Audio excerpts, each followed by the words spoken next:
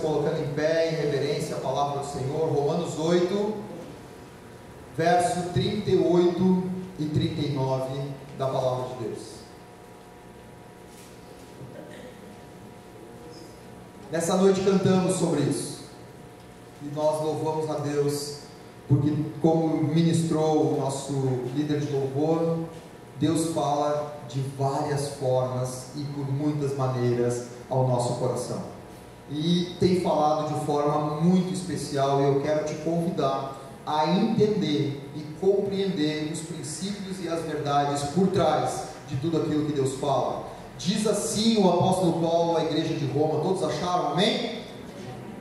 Porque eu estou bem certo de que nem a morte, nem a vida, nem os anjos, nem os principados, nem as coisas do presente, nem do porvir, nem os poderes, nem a altura e nem a profundidade, nem qualquer outra criatura poderá separar-nos do amor de Deus que está em Cristo Jesus, nosso Senhor. Eu vou repetir para ficar fixado na sua mente.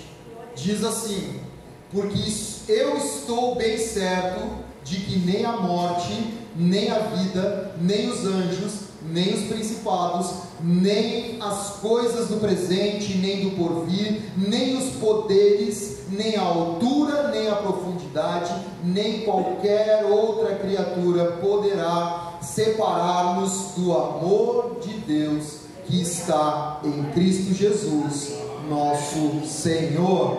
Amém? Podem se assentar, louvando, glorificando o nome do Senhor.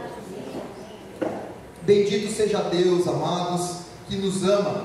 Interessante que nós cantamos várias virtudes, várias características que representam o Deus que nós servimos.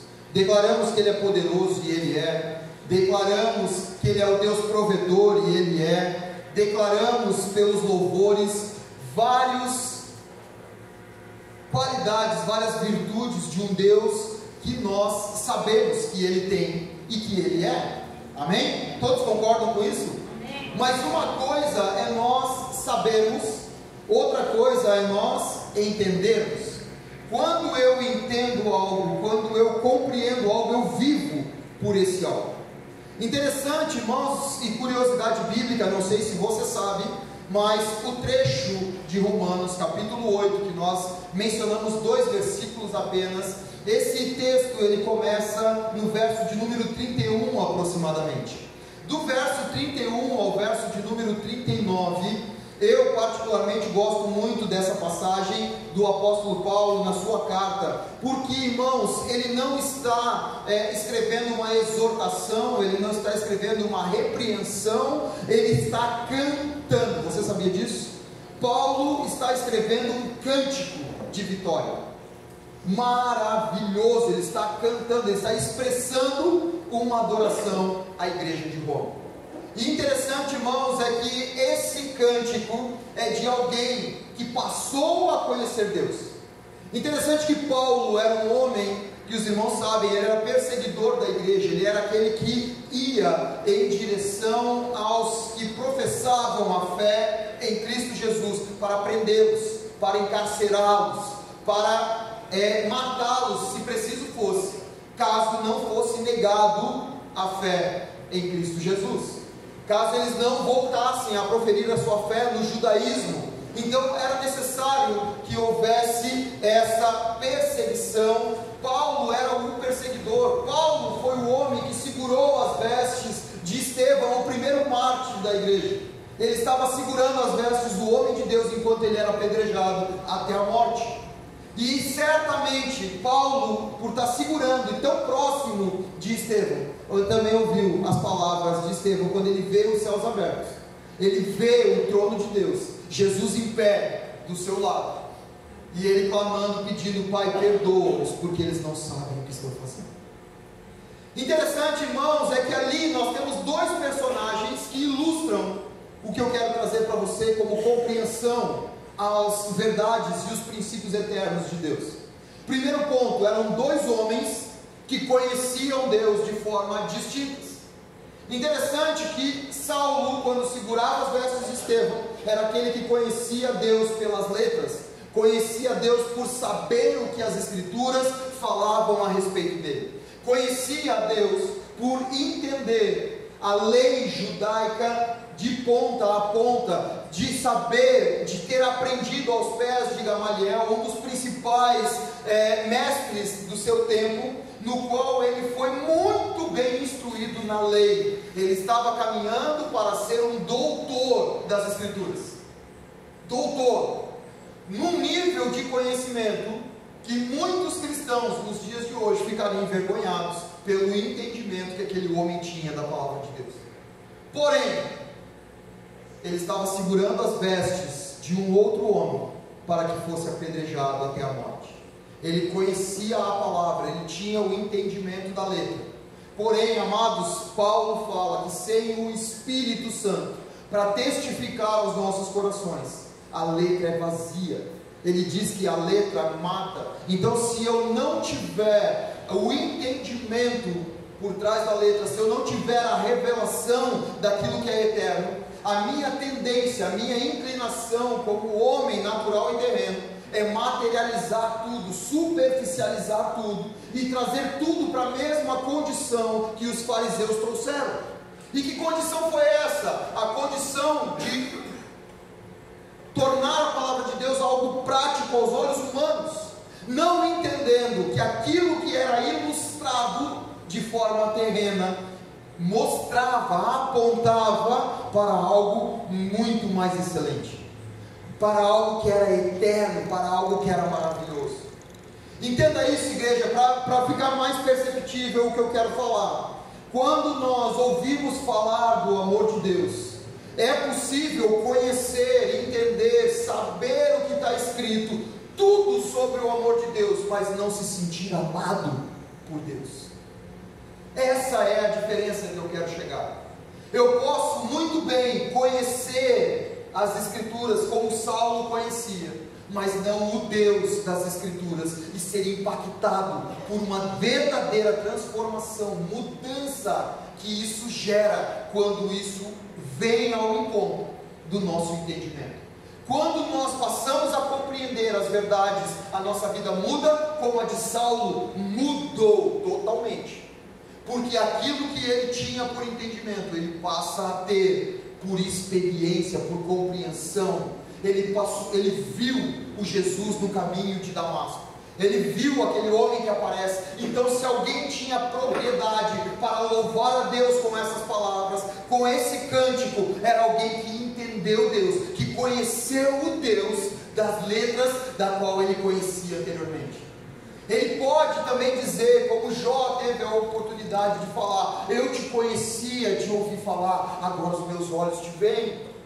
Muitas pessoas conhecem o amor de Deus de ouvir falar, mas não conhecem de sentido, não conhecem de convicção, de entendimento, de vivenciar essa experiência do amor de Deus. Por que eu digo isso, irmãos? Porque quando nós entendemos e compreendemos, nos sentimos amados. E a expectativa daquele que é amado, quando ela é superada, ele passa a amar na mesma proporção. Então a tendência é, quando eu tenho e sou impactado pelo amor de Deus, eu amo na mesma proporção que eu fui amado. Quando eu me sinto perdoado, e tudo não está ligado, a compreensão do amor de Deus, ela está ligada diretamente ao quanto você compreende que você foi perdoado. Para mim compreender o quanto eu fui perdoado, eu preciso entender o quanto eu sou culpado. Porque se eu, como homem mortal, não me vejo como culpado, o sacrifício de Jesus foi em vão na cruz, para mim.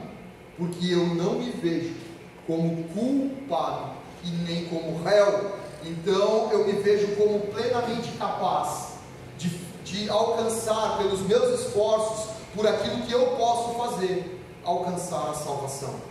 E quando na verdade isso não acontece, pois para isso Jesus, ele morre na cruz do Calvário. O interessante, irmãos, é que esse homem, ele entoa um cântico de vitória, que ele revela o quanto ele conhece a Deus. Será que nós conhecemos de fato o Deus que nós cantamos aqui?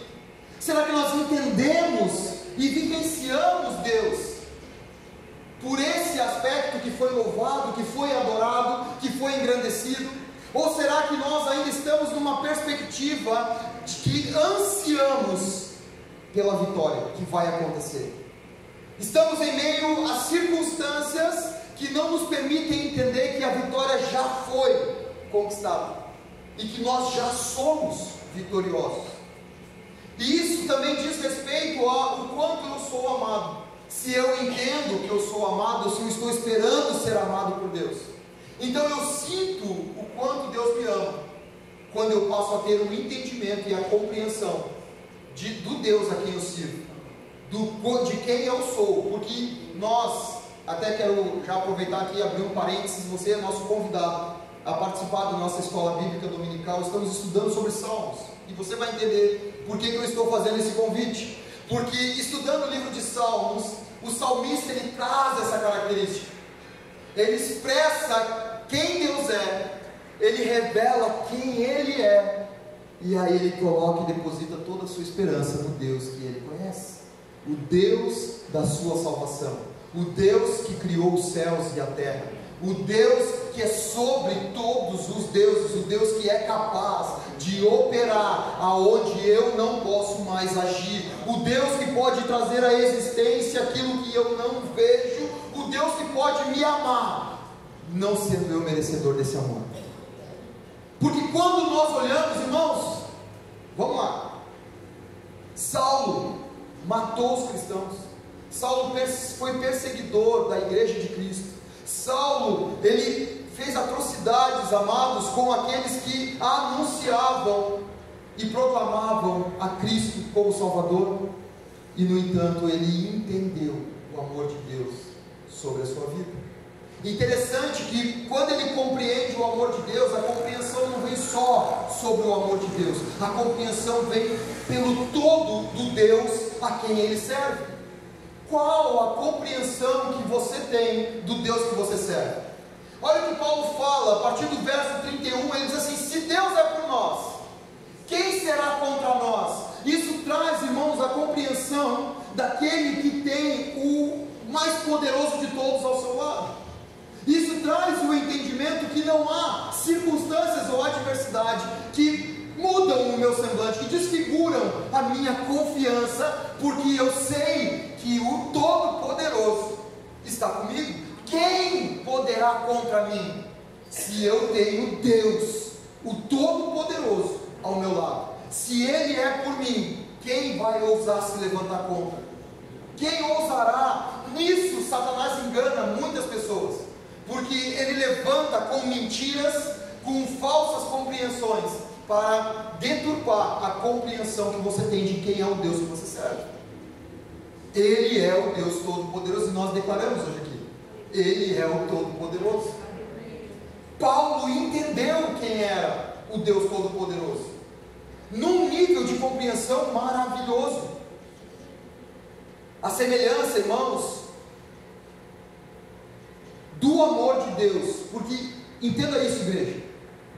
Paulo continua discorrendo os versículos dizendo assim: tudo bem, se Deus é por nós, quem será contra nós? Mas tem algo que Deus fez por nós, e Paulo entendeu. Ele disse assim: Deus não poupou o seu próprio filho, Ele não poupou, Ele levou o filho até o sacrifício de morte, para pagar o preço da sua e a minha restauração, a nossa redenção, para nos trazer de novo a condição de filhos. E detalhe, amados, ele disse assim: vem cá, se ele não poupou o próprio filho, você acredita mesmo que ele não vai entregar para nós a herança que está confiada a Jesus Cristo, juntamente com ele? Então ele traz num cântico a compreensão de Deus e da obra que Deus está fazendo, do quanto Deus expressa o seu amor, entregando o próprio Filho para nos restaurar, nos resgatar a condição de filhos,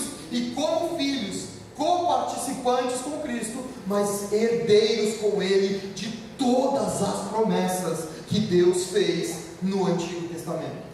tudo que Deus prometeu para o seu Filho Jesus, nós somos participantes dessa mesma promessa.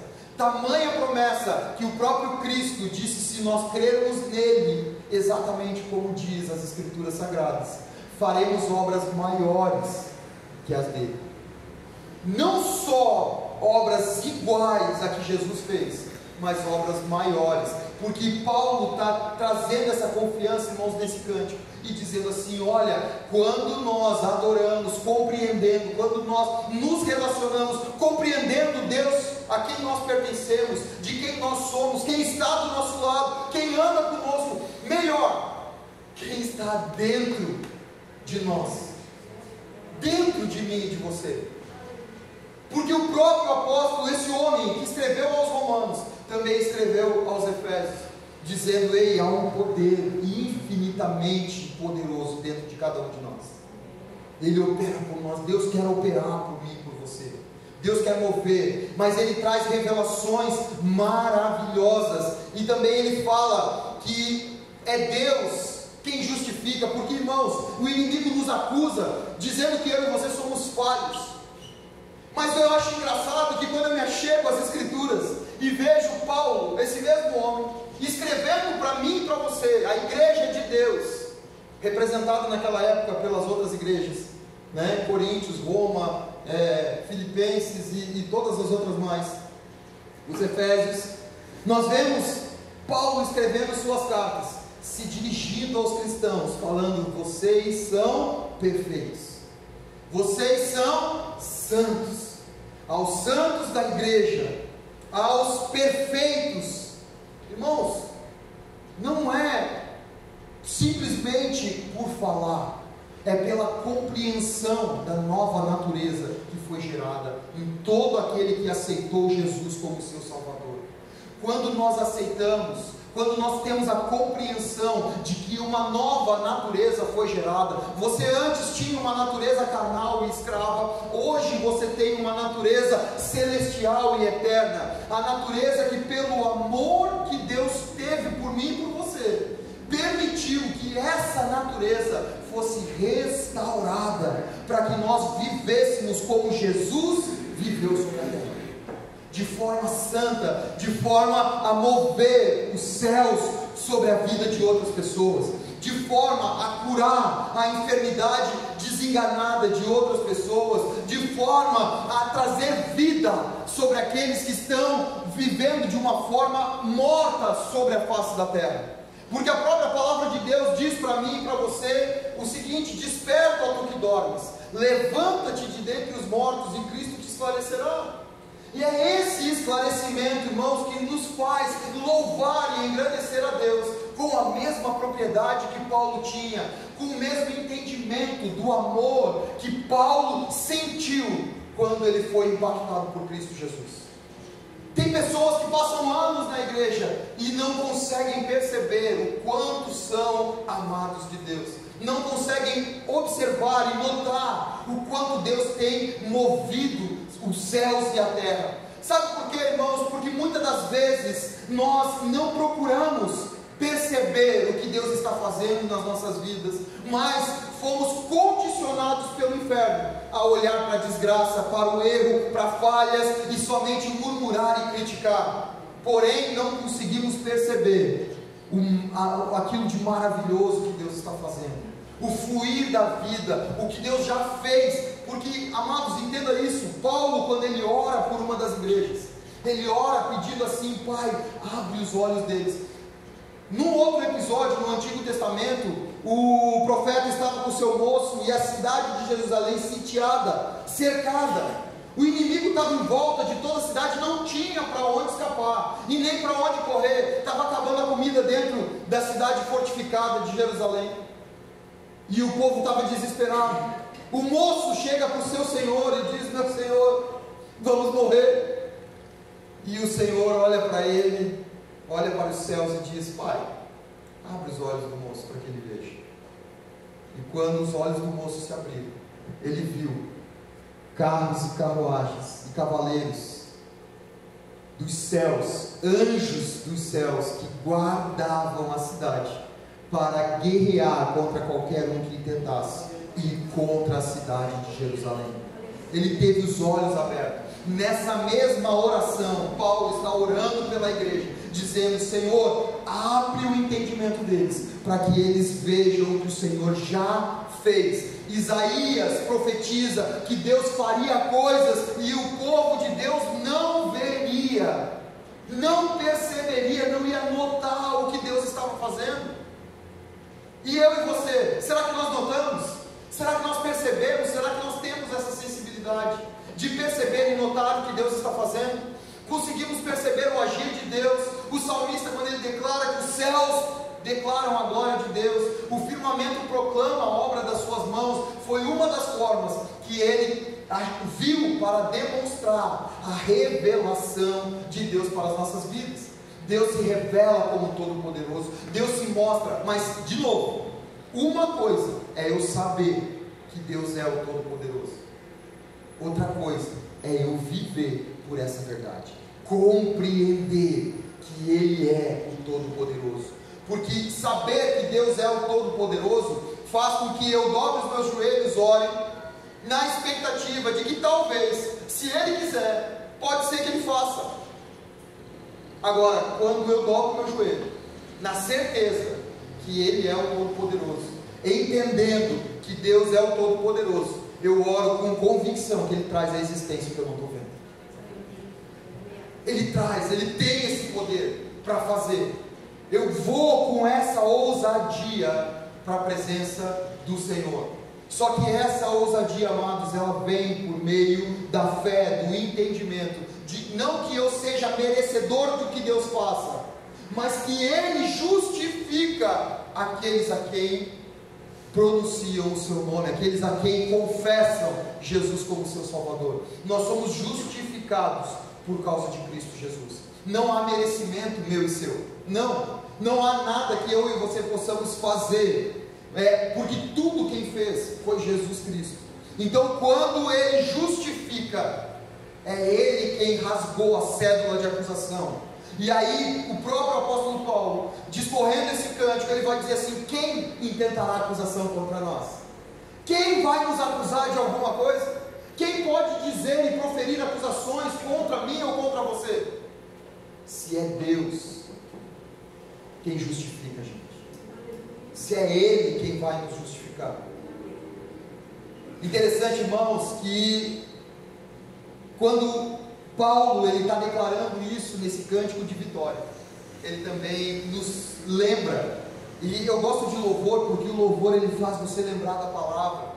Eu gosto de cantar porque os cânticos são palavras cantadas que gravam no coração. Você pode não lembrar o endereço, pode não lembrar onde que está, mas quando você canta a palavra de Deus, você não esquece. Você lembra da música e automaticamente você lembra da palavra, você lembra daquilo que o Senhor prometeu. E é interessante que Paulo, ele profere esse cântico dizendo assim: ei, tem mais, Deus fez algo muito maior, o amor de Deus foi tão maravilhoso, tão glorioso, tão poderoso, que não temos diante de Deus um advogado que não possa se compadecer das nossas fraquezas.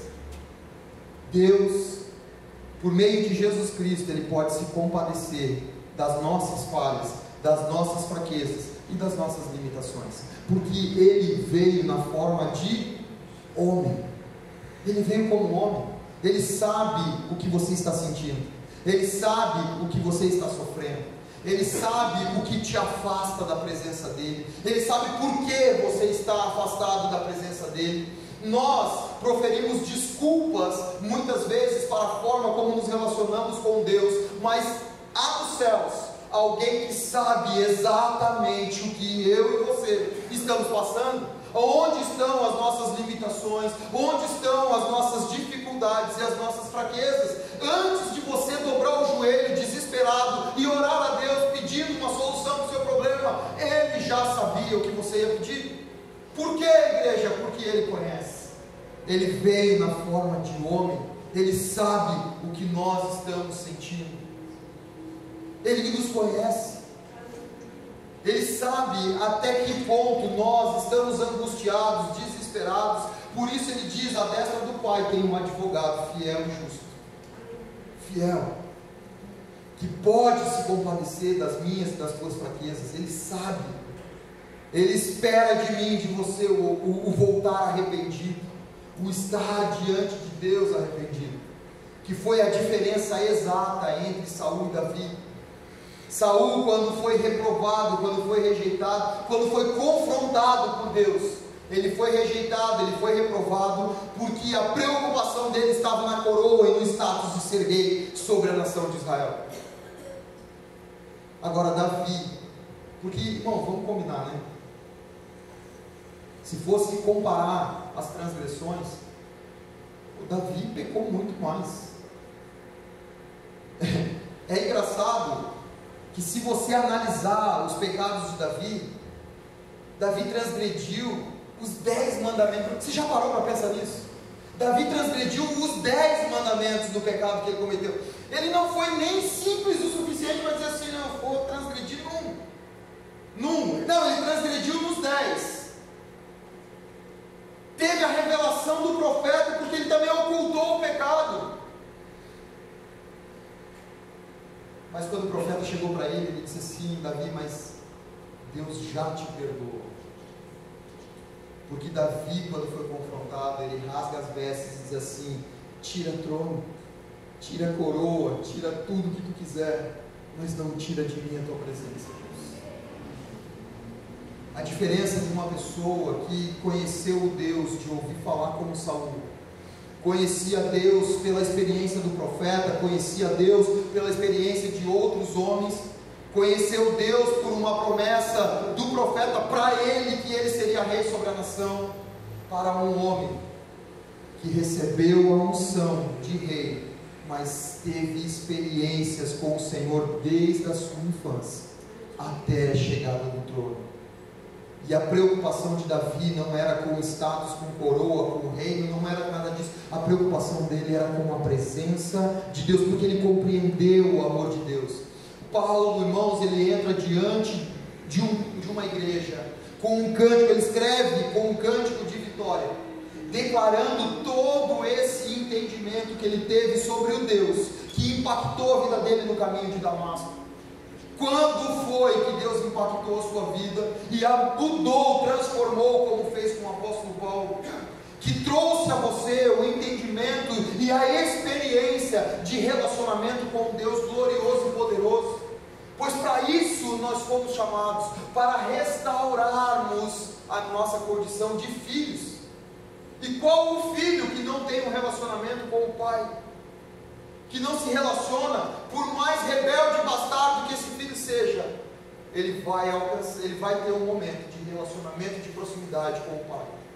Foi com esse intuito que o Senhor nos chama, para que a gente possa entender que o acusador, ele vem, ele pode vir nos acusar, mas nós temos alguém que nos conhece, sabe das nossas fraquezas, mas quer que a gente tenha esse relacionamento, nessa expectativa com o Pai. O autor de Hebreus, ele vai falar a respeito desse advogado que nós temos à destra de Deus. Os apóstolos todos colocam Jesus como nosso mediador e intercessor. Ele é como um sacerdote para mim e para você. E ele mostra que em Cristo, irmãos, a compreensão de Cristo por nós faz com que ele remova de nós todas as nossas fraquezas.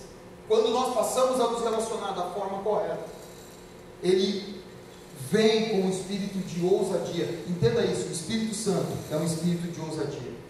Por quê, irmãos? Porque você conhece a sua fraqueza, você entende aonde você é limitado, aonde você precisa da intervenção e da ajuda de Deus. Mas o Espírito Santo é aquele que vai fazer com que na sua fraqueza o poder de Deus seja aperfeiçoado. Ou seja, é a área em que Deus mais quer atuar. Por quê, igreja? Porque Deus escolheu a coisas loucas para confundir os sábios e entendidos. Deus escolheu os simples para confundir aqueles que acham que são. É por nós que esse amor, ele se manifesta de forma poderosa. são essas palavras, irmãos, de Paulo para a igreja de Roma. Elas, interessante, igreja, que assim, essas palavras, a gente olha no louvor de adoração, cantado com palavras dizendo assim, nem a altura, nem a profundidade, nem a morte, nada nos separará do amor de Deus. É engraçado que Paulo traz possibilidades num cântico de vitória. Por que, igreja? Porque não somente a igreja primitiva, mas nos dias de hoje, a nossa tendência é que se tudo vai bem, Deus nos ama. Se tudo está difícil, estamos passando por luta, Deus se esqueceu de nós. O amor de Deus acabou, Deus não ama mais. Essa é a tendência natural do homem. No entanto, Paulo está trazendo um cântico de vitória para alicerçar o entendimento de amor que Deus teve por nós, que vai muito além de circunstâncias momentâneas que nós passamos.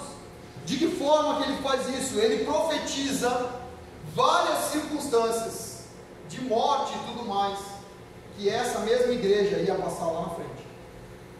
Alguns anos depois, tudo que Paulo cantou nessa carta, a igreja de Roma passou.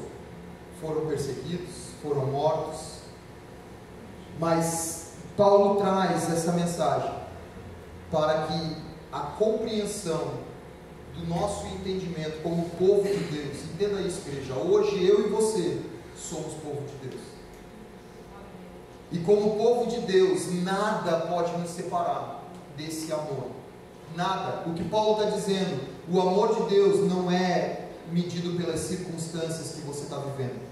O amor de Deus é dosado por aquilo que você for, pelo quanto você foi perdoado, porque havia uma dívida da qual nós não podíamos pagar. E quando nós nos damos conta do como pecadores, falhos que nós éramos, nós entendemos a dimensão e a proporção do quanto fomos amados. E detalhe, não esperamos ser amados de Deus, porque entendemos que já fomos amados pelo Senhor. Foi na cruz do Calvário que se cumpriu o amor de Deus sobre as nossas vidas. Foi lá que o Senhor manifestou o quanto Ele te amou, porque você não tinha como pagar, não havia nada que eu e você pudéssemos fazer para pagar essa conta. Tamanho era a dívida que nós tínhamos com Deus. E Jesus chega a usar ilustrações para mostrar isso. Ele conta a parábola de um servo que chega para o seu Senhor para uma prestação de contas. E ele diz: Senhor, não tenho como te pagar. E o Senhor diz: lança ele no cárcere até que seja tirado dele o último centavo. E ele diz: tem misericórdia de mim, eu vou te pagar. E aí ele diz assim: não, vou fazer melhor então, tu não tem condições de me pagar, tu não vai ter como me pagar, eu vou te perdoar, dívida. Vai embora, você vai perdoar. Aquele homem saiu feliz da vida, mas quando encontrou o primeiro devedor que ele tinha, que devia uma quantidade ínfima perto do que ele devia para o seu senhor, ele pegou o cidadão, ordenou que pagasse. Paga o que tu me deve. Ele: não tem como pagar, paga, senão eu vou te prender, e vai ficar preso até que seja pago o último centavo daquilo que tu me deve. E ele: eu não tenho como te pagar, tem misericórdia de mim, me perdoa. E ele disse: não, lança ele no cárcere. E quando os outros servos viram o que ele fez, foram contar para o seu senhor. E aquele servo foi considerado um servo mau e infiel, porque ele não entendeu o que o seu senhor havia feito. Esse é o perigo, irmãos, de não compreendermos o amor de Deus. Quando eu não entendo o quanto eu fui amado, eu não consigo reproduzir o mesmo amor.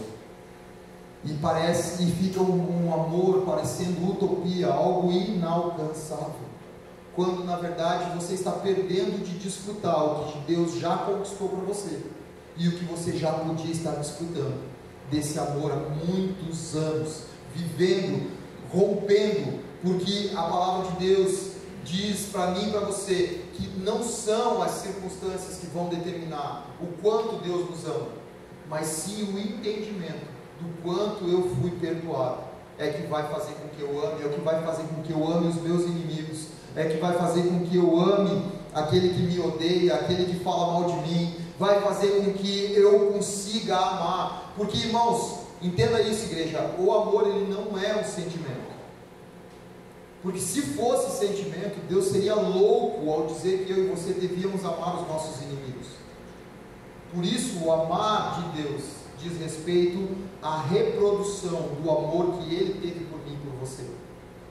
Porque quando nós fomos amados, o perdão que nós recebemos foi numa proporção que ele precisa ser reproduzido, na mesma proporção. E eu só consigo isso quando eu passo a ter esse entendimento.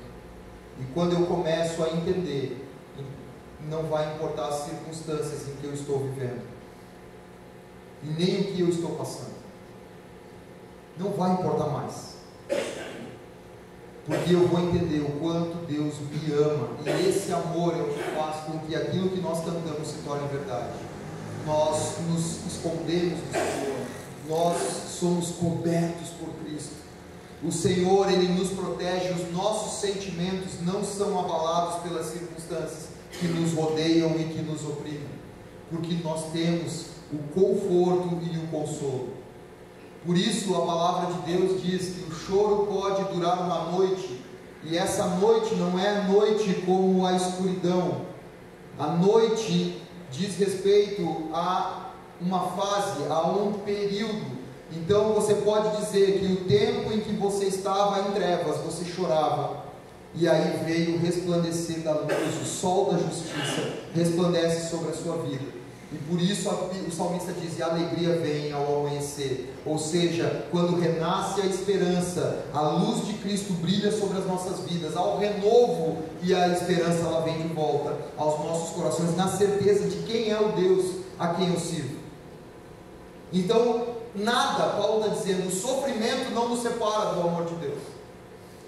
Eu posso estar em meio ao sofrimento, eu não deixo de me sentir amado. Eu sei que Deus me ama, independente do que eu estou passando.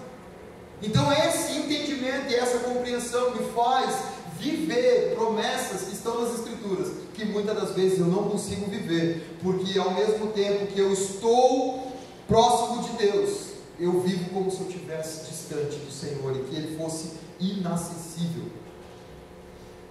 O Senhor está dentro de mim e de você, há um poder de Deus em nós, pelo qual Ele opera. Deus não é um Deus longe, Ele não é um Deus distante.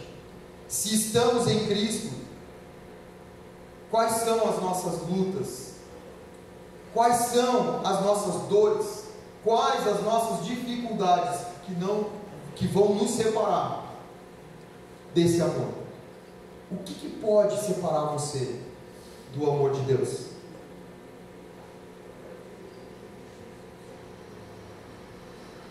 Mas o sofrimento, irmãos, precisa ser entendido da seguinte forma, para nós finalizarmos. Eu quero que você compreenda que quando nós vivemos o sofrimento, nós precisamos entender que esse sofrimento, ele vem não para nos separar do amor de Deus, mas sim para nos conformar, para nos moldar à semelhança de Jesus.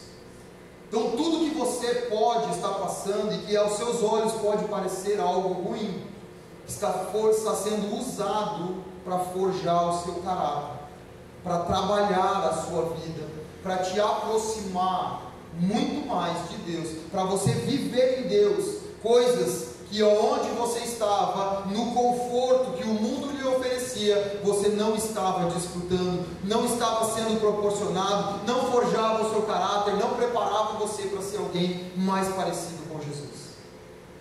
Mas Deus usa tudo isso para nos trazer a condição de filhos. E aí eu quero convidar você a uma reflexão. E eu quero convidar você a pensar em algo. Qual era a sua compreensão do amor de Deus? O que você entende quando a Bíblia fala que Deus te ama? Será que nós já compreendemos isso, como Paulo, e pôde cantar esse louvor? Se a história muda, e se nos dias de hoje levanta a proibição de que você congregue aqui nesse lugar, e que a gente possa se ajuntar em qualquer templo, em qualquer lugar, qual a sua percepção do amor de Deus? Você continua crendo que o Senhor te ama? Você continua firme na sua fé, alicerçado nos princípios que a palavra de Deus lhe ensina, ou você entra em desespero, volta às práticas corriqueiras que você tinha antes de conhecer Jesus, volta a viver e a depositar a sua fé e sua esperança em tudo aquilo que o mundo havia lhe ensinado? Qual é a nossa atitude? O que aconteceria se pessoas entrassem armadas aqui dentro e dissessem para mim e para você: nega Jesus ou morre? Quem sabe pela sua vida você até diria: pode me matar, eu sei que eu vou para a eternidade. Mas e quem sabe se alguém pegasse alguém que você ama muito, sua esposa, seu filho, sua neta, e dissesse: nega Cristo ou ela morre? Qual a sua convicção do amor de Deus? Quanto nós, de fato, confiamos nesse amor, em saber que nenhuma dessas circunstâncias nos separarão do amor de Deus? Pode acontecer o que for, e nós vamos nos encontrar na eternidade, porque a esperança é essa, irmãos. A confiança no amor de Deus é a certeza de que, independente do que aconteça com o meu corpo físico ou com aqueles a quem eu amo, nós nos encontraremos na eternidade para gozar a alegria que o próprio salmista Davi, num dos seus salmos, ele diz assim: Senhor, restaura em mim a alegria da tua salvação. A alegria da salvação gera em nós essa esperança e essa confiança. Qual é a minha e a sua esperança? Como estamos acreditando ou confiando nesse amor maravilhoso e poderoso de Deus? Porque esse amor, irmãos, ele nos impulsiona a enfrentar tudo e todos por causa desse amor. Quando eu entendo o amor de Deus, eu não fico preocupado se vou passar a minha vida numa determinada condição ou noutra. Eu não vou condicionar a minha fé ao bem-estar no mundo, eu não vou condicionar a minha fé a um prazer momentâneo e passageiro, eu não vou submeter o amor de Deus por mim aos benefícios que o mundo pode me oferecer. Como isso, pastor? Ah não, eu não vou, eu nego a Cristo para não perder o emprego, eu nego a Cristo para não perder o casamento, eu nego a Cristo para não perder uma amizade, eu nego a Cristo para não ser injuriado e não perder os amigos na faculdade, eu nego a Cristo por N situações.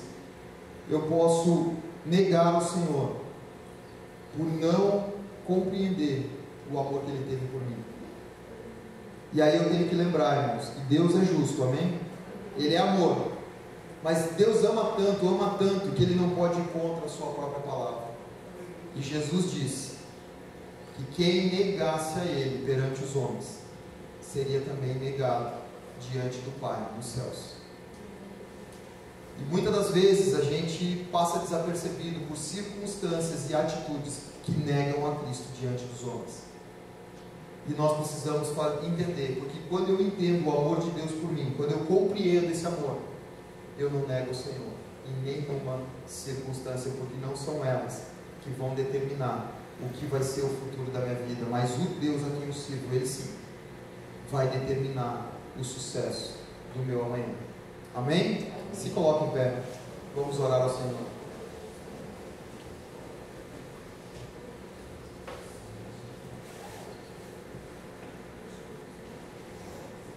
Feche seus olhos.